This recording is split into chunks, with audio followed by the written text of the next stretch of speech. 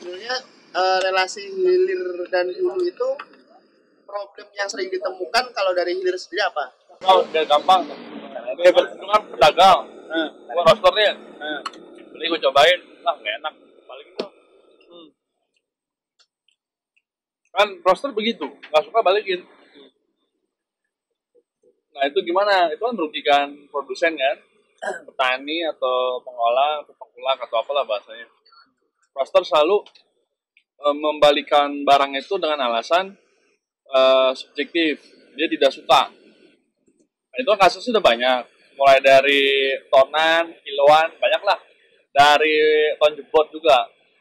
Nah, emang nggak ada tuh ukuran yang bisa disepakati bersama. Karena yang ngirim misalkan orang Q-grader juga, kayak di Gayo, ya kan Q-grader banyak, tapi tetap ditolak. Bukan karena defect atau cacat, tapi sweetnya kurang. Ya kurang lebih seperti itu, Bi, temanya. Lalu sebagai Pedagang. hulunya gimana ngeliat itu? Sebenarnya kalau pertanyaannya apakah semuanya jadi serba kualitatif ya, maksudnya ini kopi enak, ini kopi nggak enak, ini enak gue beli, nggak enak nggak gue beli gitu. Benar kata lu nggak ada kriteria yang pasti. Itu prakondisinya. Tapi sebetulnya di kenyataannya di industri yang lebih besarnya, yang kita simplifikasikan dulu ya semuanya, yang di industri gelombang kedua itu mereka punya kriteria yang rigid nih.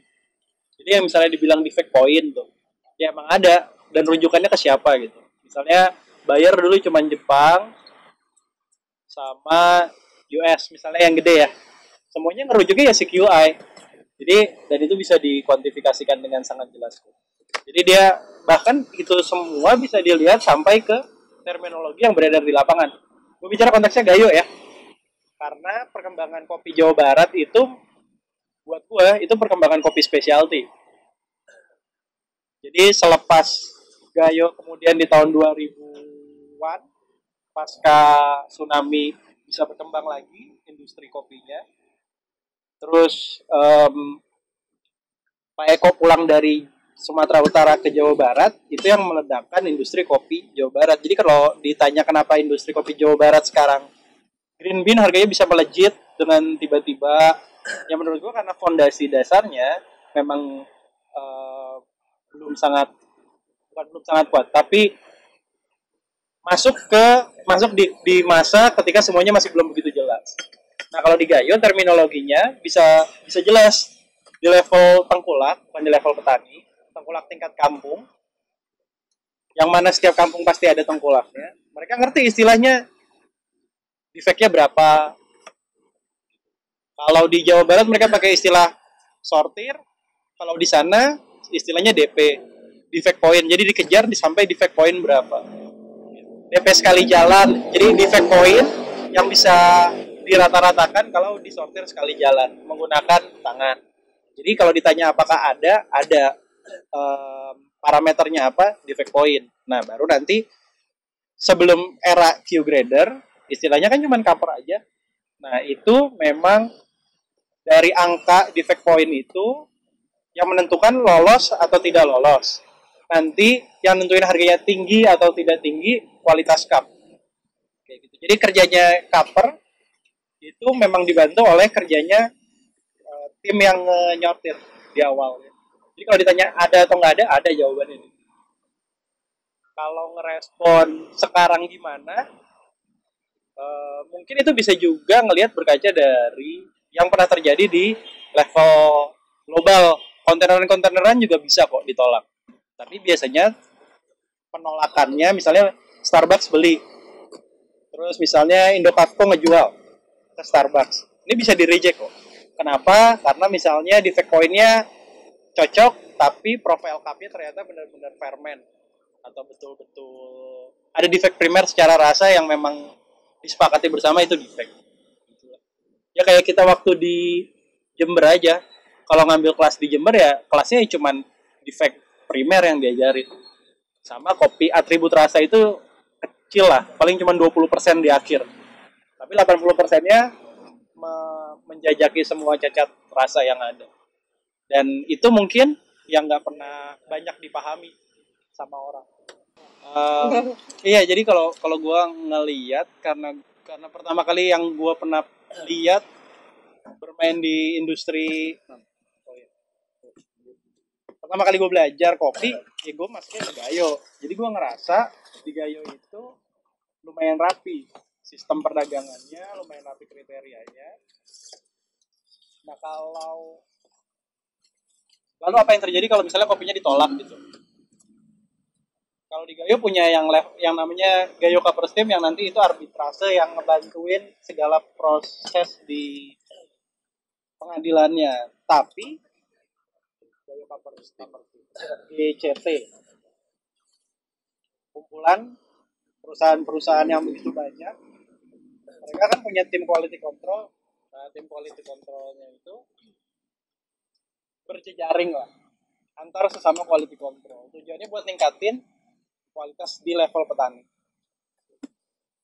Pengacara kopi itu loh, Mas. Bisa dibilang pengacara kopi. Tapi begitu barangnya oke, barangnya di reject, ditolak, barangnya dikirim lagi ke Medan, itu ya memang pinter-pinteran si cover untuk nyocok-nyocokin dengan market. Jadi menurut gue ada beberapa tahapan tuh. Setelah bisa dikuantifikasikan dan ternyata misalnya nggak cocok gitu, profile cupnya meleset, kayak misalnya buyer kirim ke Amerika ternyata terlalu asem, atau misalnya profile cup artinya nggak ada yang dicari dari Indonesia, itu dibalikin ke Medan biasanya, terus nanti dipecah jadi kecil-kecil, dijual sedikit ke Korea, jual sedikit ke Jepang, disortir ulang berdasarkan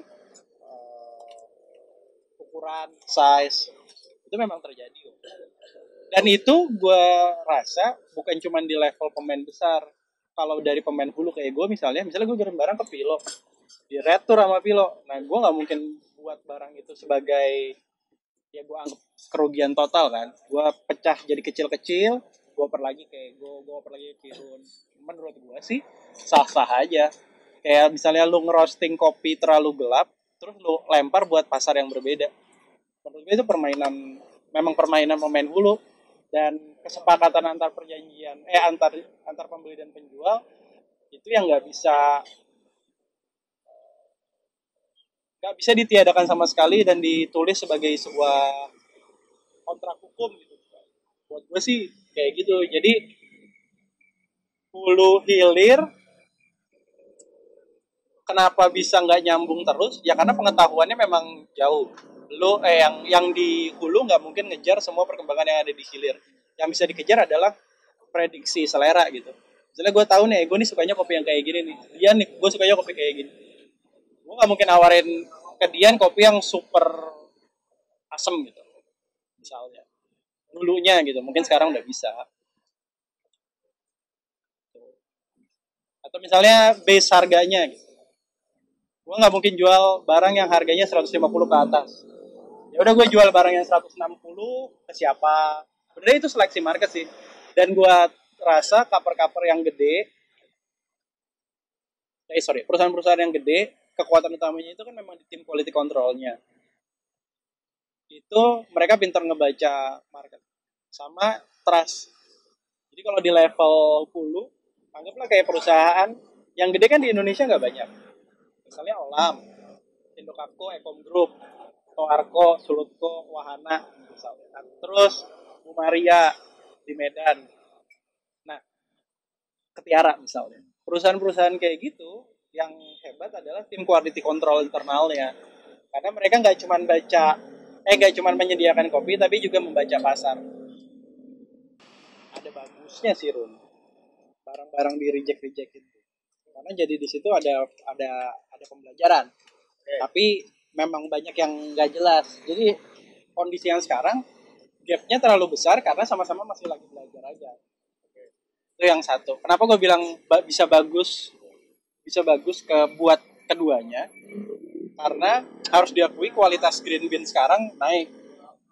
Jadi walaupun harganya juga naik ya, tapi sekarang Udah jarang lah ketemu beans yang nyampe ke roaster itu belang-belang putih, terus ada hitam, ada hijau, udah jarang. Dulu ketika dulu itu nggak jauh-jauh amat sih, 2011, 2012 masih gampang banget ketemu itu. Istilahnya lu milih mau ngopi juga daerah sini mana sih? Oh, kopi live gitu misalnya. Daerah cepetnya mana sih? Oh, cuman di Foods House misalnya ya. Lu bisa benar-benar harus milih. Sekarang udah enggak nih. Nah, semuanya rata-rata ya udahlah lu ngopi dimanapun udah bisa lah. Dulu gue inget banget kemana-mana gue bawa grinder sendiri karena nggak mungkin minum kopi. Waktu itu di zaman itu belum banyak orang yang jualan kopi yang enak. Nah, itu pun akhirnya berkembang, industrinya berkembang, memicu yang di hulu juga berkembang secara kualitas menurut gua. Walaupun banyak yang ditolak-tolakin, nah itu memang gua nggak bisa bilang itu jelek sih kenyataannya. Tapi pasti ada pola komunikasi yang nggak terjadi, ada ketidaksamaan persepsi. Jadi itu masalah besar menurut gua, ketidaksamaan persepsi dan ekspektasi. Tapi yang nggak bisa disalahkan juga ketika harga green bean-nya udah, menurut gua harga green bean 125.000 ke atas sudah mahal buat gua. Karena gua tahu di lapangan ngerjainnya kayak gimana dan berapa untungnya dan berapa resikonya, berapa pun kalau misalnya lu minjem duit ke bank terus lu jual barang lu, margin lu udah sebetulnya udah cukup nih. Mungkin yang nggak cukup adalah kuantifikasinya dan cara bisnisnya yang salah. Kayak istilahnya lu bikin kafe kayak Common Grounds, jualan harganya guyon misalnya, kan nggak bisa gitu. Kayak investasi lu udah kegedean, fixed cost lu udah kebanyakan, lu investasi misalnya 1 miliar, terus nanti lu harus belanja green bean juga, ternyata lu cuma dapat green bean misalnya 1 ton. Nah lu ekspektasi balik modal dalam waktu 3 tahun, ya otomatis harga green bean-nya naik. Sementara untuk produksi green bean yang bagus, kalau lu tanya gua apa yang dibutuhkan, ember sama terpal udah cukup untuk memenuhi ekspektasi apa yang dibutuhkan di pasar lokal. Sebetulnya bisa di keep low, tapi udah kebanyakan gimmick dalam proses pembelajarannya. Jadinya terlalu tinggi ekspektasinya. Dari situ ya bermasalah. Dari situ mulai masalah kenapa harga green bean bisa melejit terus. Sembari diimbangi juga sama harapan kenaikan biaya. Nah, kalau lu tanya gue kenapa harga green bean sekarang makin mahal nih kan, ya dulu sempat bilang kayak gitu. Buat gua mungkin jawabannya bisa ada banyak, tapi yang nggak pernah dibahas adalah karena ada yang beli. Kalau nggak ada yang beli ya harganya pasti runtuh. Bener. Nggak salah. Kayak bubble-nya jadi nggak bakal pecah. Jadi kalau misalnya kayak gua ngelihatnya dari industri properti aja, ketika harga di rumah-rumah di pinggiran ya di Depok gitu udah 2M, ketika nggak ada yang beli itu cuma jadi harga harapan. Misalnya gue punya rumah nih, gue beli 1M, gue jual 2M. Gue pengennya jual 2M, lu juga gitu, tetangga gue, lu juga gitu. Semuanya percaya kalau itu harganya 2M, tapi nggak ada pembelinya. Berarti harga itu kan cuma harga harapan, stoknya ya ngedepeng terus ada di situ. Terus tiba-tiba ada Kirun yang punya rumah belinya 1M, gue mau beli, kayak udah lagu lah, nggak mungkin 2M. Ternyata gue cuma bisa jual 1,1. Ya udah harga ini kan runtuh sebetulnya, karena sebetulnya harga realnya di 1,1. Itu nggak pernah, mungkin itu terjadi tapi terlalu berserakan menurut gue. Ketika ada orang yang jual harga green bean 250.000 dan ada yang beli, sebagai penjual yang awam banget, yang ekspektasinya gue cuma bisa produksi 500 kilo misalnya, gue cuma punya lahan 1 hektar, gue urusin semuanya betul-betul, gue punya barang 500 kilo, ada yang beli 200.000, happy banget. Dan itu bukan salah gue ngasih harga rokok gue 2M terus ada yang beli gitu. Nah yang mungkin gak pernah dibahas adalah harga itu. Perkara nanti di tahun depannya dia susah jual atau di tahun depannya lagi dia susah jual, itu cuman dia terhukum oleh hukum pasar. Jadi dibeli terus itu patetik sih menurut gua.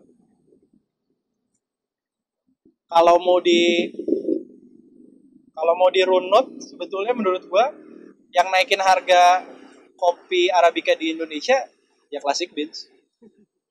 Ketika harga waktu itu Beans masih 70.000, 80.000, dia udah pasang di angka 95 mungkin price list pertama, atau mungkin 120 untuk aromanis atau berapa gue nggak tahu.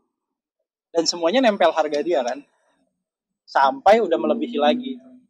Dan beruntungnya dibeli terus, jadi harganya naik terus. Itu juga yang terjadi di level global. Jadi kalau cuma ngelihat dari materialnya, keuntungan yang di hulu bisa jadi besar banget, apalagi yang di daerah-daerah bukan daerah utama kopi, jadi bukan di daerah Sumatera Utara. Di Jawa Barat misalnya harga cherry, ya lu bisa hitung sih sebetulnya. Harga cherry berapa kali 6 tambah let's say misalnya 10-20%, itu ketemu harga dasarnya, terus dia jual berapa gitu. Lu bisa hitung berapa marginnya di tengah. Dan itu kelihatan, dan dengan mudahnya lu bisa lihat. Tapi tetap aja ada orang-orang yang beli gitu. Kayak lu Beans kompetisi, barusan lu beli berapa? Gak tahu. Kita aloka 130 mungkin kalau gue nggak salah. Dan dibeli. Iya, dibeli. Terlepas dari nilai kerja yang ditaruh di sana, value yang berkembang. Jadi buat gue bisa jadi karena dibeli. Salah satu alasannya kenapa harga itu semakin mahal. Dan narasi kayak kenapa Vine Robusta nggak bisa naik, menurut gue itu salah satu embrio dasar yang akan mengoreksi harga green bean. Dan banyak juga kok pemain-pemain yang masih nahan di harga 90, 95, yang sekedar cukup gitu, 98, 100 lah. Harga psikologisnya menurut gue sekarang di angka 100 sih. 100 itu buat orang hulu udah cukup, buat orang hilir belum terlalu mahal. Ini deh biar terkuantifikasi. Untuk trase di bawah 5. Maksudnya 5 itu dari 100% ada 5% defect-nya. Defect secondary. Defect primernya harusnya 0. Itu paham apa mau gue jelasin tentang defect primer, defect? Woi, paham nggak, woi? Paham lah. Soalnya ada yang bukan bayar green juga. Gue juga bukan. Jadi defect itu sebetulnya ada beberapa jenis, tapi yang paling jelas adalah defect primer sama defect sekunder. Kayaknya penjelasannya kalau lo mau rinci di bukunya Ikri yang kopi itu, yang tebal banget, lu punya kan ya dia? Itu jelas tuh. Defect primer itu defect yang lu nggak bisa apa-apain lagi dan akan ke bawah sampai ke cup. Biasanya terjadi karena proses yang nggak bisa dikontrol sama manusia. Misalnya biji hitam yang bisa dikontrol sama manusia ya cuma waktu disortir aja kan. Tapi biji hitam terus beansnya ferment sampai fenolik gitu. Kalau secara warna jadi merah itu tapi perdebatan ya, nanti lo bisa ngomong itu kopi wine dan segala macam tuh. Tapi biji hitam, biji pecahnya sampai yang pixel yang bukan 2/3-nya tapi 1/3-nya kalau biji pecah. Terus misalnya biji hitam itu defect primer yang mau nggak bisa lo apa-apain. Sama kalau cup profilnya ferment fenolik, itu lo nggak bisa apa-apain. Kalau defect sekunder kayak kuku kambing yang kemakan sama haling, bijinya nggak utuh lagi tapi kebuka sebagian kayak gitu. Terus misalnya beansnya warnanya agak putih, terus aging itu secondary kayak gitu. Jadi ada defect primer, ada defect sekunder. Nah defect primer ini kalau di level istilahnya level premium grade ya, kita jangan pakai kata specialty dulu. Jadi cut off-nya itu sebetulnya di angka 5%. Jadi dari 100 gram, lu sortasi. Kalau lu ketemu biji yang tadi biji hitam, biji yang masuk kategori defect primer di bawah 5%, itu masih masuk Kalau di Gayo dibilangnya istilahnya kopi-kopi premium triple pick. Nah, yang ngebedain nanti kopi-kopi yang triple pick kayak gitu sama yang specialty itu uniqueness-nya. Uniqueness-nya itu kesepakatan antara penjual dan pembeli. Kalau yang terjadi di pasar kopi Sumatera Utara ya, yang gua rasa dia pasar kopi yang paling terbuka. Karena nggak terlalu banyak gimmick-gimmick yang masuk ke dalamnya. Nah, 100.000 beli lagi. 100.000 itu angka yang udah cukup pas untuk kopi triple pick di bawah 5%. Ya ada tuh kesepakatan harga. Nah, yang ngebikin itu bisa jadi 180.000, 150.000, ya apresiasi yang diberikan. Iya. Ya apresiasi yang diberikan sama masyarakat, sama pembeli. Mungkin jawabannya ada dua, Ru. Yang satu, pengolahnya juga kurang belajar. Yang dua, memang yang beli yang kurang ajar. Cuma itu pilihannya. Yang olah dulu deh. Yang olah dulu ya. Menurut gue sama aja kayak lu mau buka roastery, tapi lu cuma punya mesin, lu nggak punya pendidikan tentang roasting kayak gimana, bukan pendidikan, pengalaman lu roasting kayak gimana, lu nggak punya jaringan mau beli green bean ke siapa, pokoknya lu buka terus lu menyalahkan, kok gue jualan roasted beansnya nggak laku ya. Sebenarnya kan kesalahannya bukan di orang lain, bukan di pasarnya gitu. Salahnya di lu ya. Lu dari awal aja mau buka roastery udah nggak ngerti apa-apa tapi lu memaksakan. Persis kayak gitu yang terjadi di level pengolah menurut gue juga. Lu misalnya lu nyari di Instagram nih, lu punya kopi misalnya lah udah optimis aja 1 hektar 1.000 batang. Terus karena itu punya kakek lu di kampung, terus lu pulang ke kampung, lu datang, hal yang pertama lu lakukan adalah posting biji merah. Ternyata gimmick itu dimakan sama yang beli. Oh, kopi misalnya nih, kopi lintong, petiknya merah semua. Kan jarang lu ngeliat kopi lintong, petik merah semua.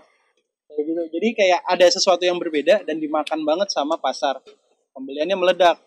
Harusnya lu cuma punya 400 kilo atau 500 kilo, tiba-tiba lu dituntut untuk jualan 1 ton. Gak siap juga, ternyata waktu pengerjaan barangnya bermasalah, terus paksain tetap dikirim. Nah, untuk kondisi-kondisi yang kayak gitu, pengolahnya yang salah. Gak bisa enggak. Ataupun misalnya oke lu tertib semuanya, lu gak punya tim untuk nanganin, ya dalam tanda kutip, waktu krisis kayak gitu tuh. Ketika diretur, terus lu gak baperan. Ya, maksudnya gue kayak, lu mau ngomong ke produsen kayak gimana pun, pasti ada pengalaman ketemu pembeli yang aneh, yang barang lu gak sesuai nih, entah gak sesuai sama apanya, gak sesuai dengan standar yang kuantifikasi, bisa juga gak sesuai dengan alam pikirannya si pembeli. Kayak gitu. Jadi buat gue sih, bisa juga pengolahnya yang salah. Harus dibuka nih menurut gue. Karena selama ini yang disalahin cuman si rosternya yang nggak ngerti apa-apa. Padahal menurut gue banyak juga yang nggak ngerti apa-apa itu di level pengolahnya. Kayak kok biji lu putih-putih gitu. Ya kan semudah lu salah timing haling, tapi lu nggak ngerti itu. Selesai deh, tutup buku menurut gue. Kayak gitu udah nggak ada yang bisa diperdebatkan lagi. Nah, tapi bisa juga dari pembelinya. Memang pembelinya ekspektasinya tinggi. Dan itu nggak bisa dipungkiri juga. Selalu ada orang baru yang baru tahu dan sok tahu. Tinggal mungkin yang perlu yang kita itu nggak masih yang kita belum punya adalah platformnya. Gimana ngegebukin orang-orang yang baru ini yang sok tahu. Kita belum punya tuh. Ngegebukin Bentung. Bukan gitu loh caranya gitu. Ya kayak gitu. Kalau yang di hulu sebetulnya lebih gampang diperbaiki. Kenapa menurut gue lebih gampang diperbaiki? Karena jualan green bean susah. Jadi akan sangat mudah untuk dibikin sadar. Jadi kayak misalnya produksi specialty 200 kilo, harganya cocok nih. Misalnya harganya tetap di angka 100-an gitu. Tapi pembelinya nggak ada, karena nggak ada trust. Nah, lo ngebangun trust juga kan itu cost di bisnis lo yang harus lo keluarkan sebetulnya. Jadi sampai sekarang pun gue masih ada kok barang yang diretur gitu, dan yang nggak apa-apa. Justru menurut gue sih itu potensi yang nggak pernah dimainin sama orang. Lo green bean seller tapi nggak baper gitu. Oh gitu, ya udah sini retorin balik, biayanya gue tanggung. Lo mau apa, duitnya dibalikin atau green bean-nya dikirim ulang, diganti pakai green bean yang baru. Kadang kalau dari pengalaman gue, roster yang sampai di level ngeretur atau komplain karena barang yang nggak sesuai ekspektasi, itu dia cuma pengen didengerin aja. Dia juga pengen didengerin dan pengen berkonfrontasi. Jadi ketika karena harapan, gue nggak tahu sih harapan, tapi kayak ini pilihan gue dalam mengatur krisis ya. Misalnya kok barang lu nggak sesuai dengan ekspektasi gue, oh ya udah, satu, minta maaf. Kedua, kami tidak menutup diri untuk meretur barang, ongkos kirimnya ditanggung. Pilihan lo mau dikirim ulang barangnya atau dibalikin uangnya, selesai. Nah kalau udah kayak gitu, pertanyaan terakhir gue adalah, kalau dari Mas atau Mbak kayak gimana? Nah biasanya kalau kayak gitu nanti either kalau mereka resist ada di level kok nggak bisa kayak gini, kok bisa sampai kayak gini sih. Oh ya udah, minta maaf, memang selalu ada miss, kami ganti kalau nggak sesuai dengan ekspektasi. Nanti capek sendiri biasanya, karena cuman dari pengalaman gue, karena yang kayak gitu cuman pengen minta didengerin aja. Dan kalau lo berhasil ngebuktiin sebaliknya, maksud gue bukan dari perdebatan ya, dari ketika barangnya udah diretur balik terus improving, malah jadi loyal customer. Jadi ada menurut gue juga ada pilihan komunikasi sih antara hulu sama hilir. Nah itu juga gapnya. Yang satu terbiasa untuk, lu bayangin yang satu udah menunggu 1 tahun, produksi 2 bulan 3 bulan baru bisa jualan. Yang satu kontak 1 minggu terus barangnya pengennya perfect. Nah yang di sini sudah menunggu lama dengan segala upayanya, di sini pengen semuanya dengan serba cepat. Balik lagi, dua-duanya mengalami alam pikirannya yang berbeda dan kenyataannya yang berbeda. Komunikasinya biasanya nggak nyambung.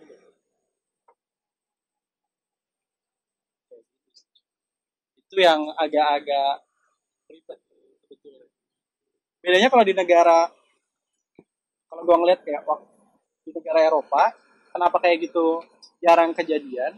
Karena green bean yang bisa nyampe ke sana, satu udah terkurasi, grade-nya udah terbagi, sama yang ngedatengin itu orang yang ngerti kopi, importir. Jadi kalau di kita geng-gengannya itu berdasarkan geng kedai kopi atau geng ada jelas. Kayak misalnya anak ABCD ya mainnya sama anak ABCD gitu, anak Cipete mainnya sama anak Cipete misalnya. Kalau di sana geng-gengannya berdasarkan dia nempel sama importer siapa. Jadi gue roster gue nempelnya sama importirnya Trabuka, gue roster gue nempelnya sama Merkanta, nempelnya sama siapa. Nah di bawahnya kan ada tuh. Jadi kalau bikin open cupping, ada kopi dari Ethiopia, Kenya atau Indonesia datang, bikin open cupping barengan. Nah biasanya yang datang ya kayak BCD lah menurut gue. Tapi itu dia dilekatkan oleh importir. Dan beans-nya biasanya memang terkurasi baik ataupun jelek ya. Ini masalah komunikasi kan. Bukan satu-satunya tapi salah satunya yang memperparah itu. Sama berserakan. Nyampah gitu. Yang produksi berserakan, yang beli berserakan. Jadi lu mau produksi 1 ember pun lu bisa dibilang dia green bean trader dan bisa terlihat besar. Padahal lu produksinya cuma 1 ember. Jadi sangat mudah untuk masuk ke hulu sebetulnya. Kalau sekarang, menurut gua. Oh iya banget. Sangat mudah masuk ke hulu. Yang susah adalah seberapa bisa di scale up, diperbesar seberapa besar. Dulu kondisinya adalah gue dituntut untuk produksi green bean yang bagus. sekarang permintaannya banyak minta green bean yang jelek. Ya salah satunya aja kan. Iya betul. Benar itu benar. Nah itu mah, nah itu kondisi yang menurut gua lumayan Keren kan? lumayan menarik tuh. Menarik karena menantang, mengancam juga sebetulnya. Tapi kalau kayak gitu ya udah tinggal gede-gedean modal dan efektivitas di lapangan. Dan itu yang akan mengubur produsen-produsen Sumatera. Jelas. Karena Sumatera base price-nya udah mahal banget. Lintong asalan.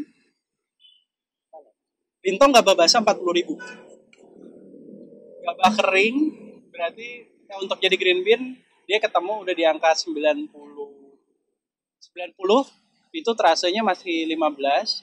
Lu turunin jadi terasa 5 mungkin ketemu di angka 98 harga lintong. Terus lu tuntut, gue minta kopi yang harganya 70 dah atau maksimal 60 bisa nggak? Nah itu kebunuh tuh yang di Sumatera. Tapi itu juga lumayan berbahaya untuk yang di Jawa Barat sebetulnya. Karena roster-roster yang kayak gitu kan mintanya roster lokal. Roster lokal ngumpulnya ya berdasarkan statistik Instagram aja dah, followers-followersnya roster di mana aja sih? Jakarta, Bandung, Jogja, Bali misalnya. Ya, di Surabaya secara logistik itu jauh lebih dekat ngambil kopi dari Jawa dari Bali. Jadi gimana lo bisa mengharapkan kenaikan kualitas kalau harganya lo udah batasin dia harga yang hanya memungkinkan untuk produksi asalan atau cabutan. Cabutan itu maksudnya ini kopi nyampur terus gue ambilin yang jelek-jelek ya. Ini dibuangin nih, ya jelas bisa. Tapi terus yang bagusnya pertanyaannya mau dijual kemana juga gitu. Jadi industrinya bukan sama-sama berusaha untuk menjadi lebih baik, lebih secara kualitas, tapi lebih lumayan drop juga. Gitu. Nah itu lumayan. Kalau buat gua yang udah tahu fenomena itu sebelumnya, gua nggak bingung. Cuman bayangin kalau yang produksinya cuman dari satu hektar 500 kilo gitu. Nah 500 kilo ini berarti gue jadiin bagus atau jelek ya? Kan itu pilihan. Kalau lu udah pengen bikin specialty lu nggak bisa bikin asalan. Kalau lu bikin asalan lu nggak bisa bikin specialty. Tapi benernya kalau kopi Sumatera rada aman aja, tapi image kopi Indonesia akan jelek di Indonesia. Udah mahal. Itu prakondisi yang kayak menarik gitu. Gue dapat bimbing begituan, itu udah lama, udah laku. Banyak kan? Kayak kasus apa ya? Gue dapat kayak Bali banyak produsen yang akhirnya kayak gitu. Ya, yang lu nggak bisa jual barang. Lu udah keluarin kos 85.000, lu pengen jual 90.000, ternyata pasarnya cuma berhenti di angka 75.000 gitu. Akhirnya barangnya lu storing lama, value-nya turun-turun, kopinya aging. Ya udahlah gue jual aja biar muter duitnya. Kalau itu didasarkan pilihan bisnis menurut gue nggak apa-apa. Tapi sayangnya itu bukan pilihan bisnis. Emang kepepet. Udah Bali gue dengar kayak gitu ada produsen. Flores kayak gitu. Kimbis kayak gitu. Gue dapat dari kayak gitu. Mas sebut-sebutin aja namanya gue nggak peduli. Dan klasik juga ada ngalamin kayak gitu tapi nggak dijual ke dalam negeri, nggak dijual ke pemain yang main di bawah. Boleh kayak industrial. Pilihannya pilihan bisnis yang membuat neraca pembayarannya jadi minus gitu. Ya kesalahan dianggap sebagai kesalahan strategi. Tapi kondisinya mengarah ke sana terus dan bisa bubble. Atau ya akan sangat memecah nanti mana yang beneran main kopi bagus, mana yang main kopi di batas tipis itu antara dia bisa dibilang bagus jadi bagus. Makanya gue bilang Regi tadi perlu kanal, memang perlu suatu ranah pembelajaran, perlu orang yang berani ngomongin itu secara terbuka gitu. Ya antara martir dan tumbal kan beda tipis gitu. Yang jarang diomongin orang. Struktur harga spesial itu berangkatnya dari struktur harga komersial. Jadi lo nggak bisa mengharapkan harga specialty di bawah harga komersial. Lo nggak bisa ngarapin harga green bean akan naik melejit atau turun drastis ketika harga komersialnya ngunci lo. Dari 100% produksi, misalnya ya, gue nggak tahu angkanya benar atau enggak, tapi specialty itu cuma 5% misalnya. Berarti harga yang mempengaruhi 5% ini didasari dari 95% ini. Robusta diaturnya di London, Arabica diaturnya di New York. Semua dua-duanya punya base price, harga dasarnya misalnya per pon ya. Jadi ada di sekitar 120-an tahun ini. 120 sen per pon, 2,5 dolar per kilo. Itu harga dasarnya. Lalu setiap negara punya koefisien harga yang berbeda-beda. Indonesia itu plus 3 dolar per kilo. Jadi harga tambahan untuk kopi Indonesia yang mana merujuk ke harga kopi Sumatera itu dapat 3 dolar per kilo. Dari harga yang harga 2 ini naik turun, bisa jadi 2,5, bisa jadi 1,5 kayak gitu. Tapi ini udah pernah dibahas belum sih? Komersial. Jangan-jangan gue ngulangin dulu yang udah pernah dibahas. Soalnya Makanya pada lu dia. sekilas doang, sekilas. Berarti ini spesial ya? Specialty nih? Specialty. Kita bahas yang komersial dulu. Itu hitam tuh. Ini light ya. Berapa? Harganya berapa? Jadi harga kopi dunia naik turun, dan itu lu bisa lihat kok di Google. Coffee price today gitu di Google. Coba dah cariin dah, coffee price today. Itu harga untuk 3 bulan ke depan. Jadi harga ini untuk pengiriman barangnya dikirim 3 bulan ke depan. Tapi pembeliannya dilakukan sekarang. Kesepakatannya dilakukan sekarang. Jadi karena kopi itu komoditas yang diatur di pasar, akhirnya ya naik turun kayak minyak. Bisa jadi berapa dolar per barrel. Kopi juga kayak gitu. Nah, yang Arabica diaturnya di sana. Nah, ini 1,04 kan USD ini per pon. Jadi ini kurang lebih dikali 2,2. Berarti kan kalau lu hitung 2,2 kali ya 15.000 lah.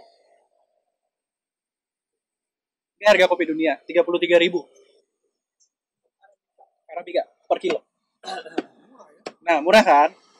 Itu komersial yang kita ngomongnya ya. Iya, komersial. Tapi lu lihat harga komersial di tingkat petani di Gayo. 76.000 asalan. Nah, jadi komersial. Jadi 2 kali lipatnya. Kan gimana caranya harga di Gayo bisa bertahan? Ini yang ngebuktiin asumsi gue tentang karena ada yang beli. Mereka beli. Pemain-pemain trader internasional itu mereka tetap beli harga 76.000. Ini kan 33.000 nih. Berarti kurangin 76.000. Minus 43.000. Nah, tapi dunia itu sudah mengatur yang namanya coefficient price. Untuk Indonesia kalau nggak salah di angka 1,4 sen per pound. Dolar per pound. Berarti sekitar 3. Nah, tadi kan lu ketemu 2,2 dolar kan, ditambah 3. Jadi ketemunya 5,2 kali 15.000. 78.000. Harga asalan 76.000. Nah, ini menarik karena kita sebetulnya punya plus 2.000 kan. Gimana 2.000 ini cukup untuk transportasi lokal di dalam Sumateranya sendiri, ongkos suton, ongkos lain-lain gitu. Yang mana 2.000 ini hampir gak mungkin walaupun lu kerjanya mainnya volume. Ada 2 jawabannya. Lu jual impas, terus lu dapat duitnya dari duit sertifikasi yang fair trade, organik, rainforest, atau misalnya bird friend atau apapun itu. Jadi lu jual impas tapi lu hidupnya sebagai trader lu hidup dari duit itu. Karena lumayan sekitar 0,1 sampai 0,2 dolar per kilo. Berarti kalau per box 20 ton itu lu dapat sekitar 2.000 dolar. Berarti 30 juta. Lumayan kan? Lu bisa hidup sebetulnya dari situ. Tapi sebetulnya itu haknya petani. Jadi kalau lu pergi ke Sumatera, lagi-lagi kok contoh yang paling sempurna adalah Sumatera. Tanya petani, pernah nggak dapat premium?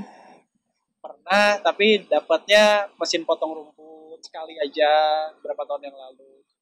Begitu. Karena duitnya itu dipakai untuk muterin koperasi. Pasti koperasi. Kenapa? Karena sertifikasi cuma bisa jatuh ke koperasi, bukan ke PT. Nah, Itu yang pertama caranya. Yang kedua adalah dengan ngambil dari kopi-kopi daerah lain tapi ditekan di harga bawah itu. Itu kenapa harga kopi Bali, Jawa Barat, Flores, Sulawesi nggak mungkin lebih tinggi di level sama-sama petani nih ya. Di kualitas barang yang sama-sama yang asalan nggak mungkin lebih tinggi dari Sumatera. Nggak mungkin. Sama sekali nggak mungkin. Karena semuanya akan dikirim. Papua nggak masuk. Nah, kalau lo lihat trading kayak gitu, itu bukan cuma terjadi di dalam Indonesia. Kenapa kita masih ngimpor kopi Arabica? Salah satunya untuk itu. Untuk dicampur sebagai blend. Itu kenapa Timor Leste punya ekspor kopi ke Indonesia setiap tahun. Vietnam Arabica ada masuk ke Indonesia setiap tahun. Brazil Arabica masuk ke Indonesia setiap tahun. Kalau lo mau tahu kualitas kopi Indonesia seberapa, segitu hebatnya sampai dicampur dengan begitu banyak macam kopi dunia, rasanya masih itu. Jadi itu kenapa harga plus $3 per kilo itu ada dan bertahan selama ini. Karena di level produsen komersial, lu di Afrika, lu di Ethiopia sekalipun, itu yang ngelakuin rakyat. Yang ngelakuin tidak terkontrol. Gimana? Per hari. Per tiap hari berubah. Jadi misalnya tadi kan 1,4 pasar. Jadi dianggapnya kayak saham aja gitu.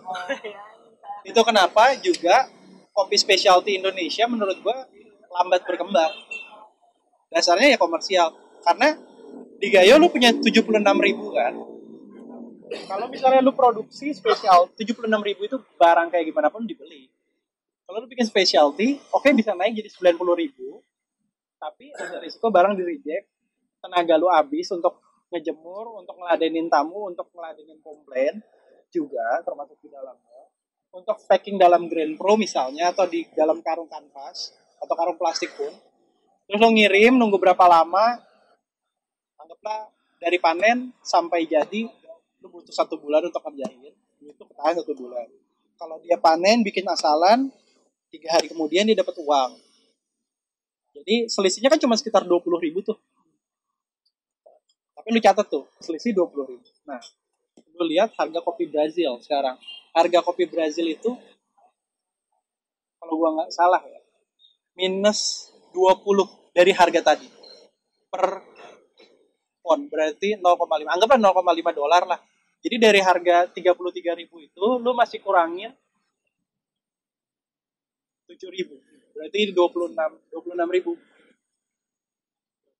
Dibandingin harga specialty-nya tadi 96.000. Ada 70.000 tuh yang membuat orang mau mati-matian ngejar. Soalnya kalau gue bikin kopinya cuma jadi asalan di Brazil, bahkan nggak cukup untuk post production.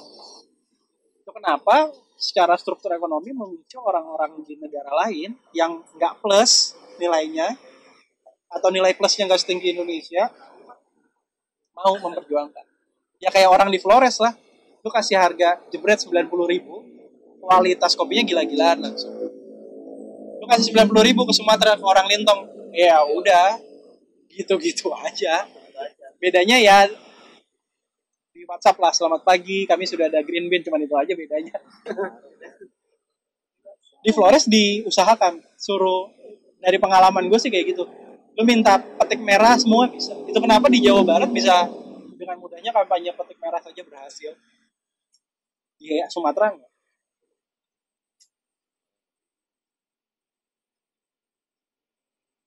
Jadi harga yang di specialty tadi nih nggak bisa beranjak dari yang ini. Karena dia cuma 5%. Tapi terlihat besar. Karena kita cuma konsumsi berapa bag per tahun dibandingin komersial. Jadi kerjanya ramean. Kalau pekerja kan ya gaji aja. Nah itu banyak pemain green bean yang salah. Yang belum apa-apa sudah Gaji orang. Terus nanti panen lu gagal. Ya, sedih dah lu.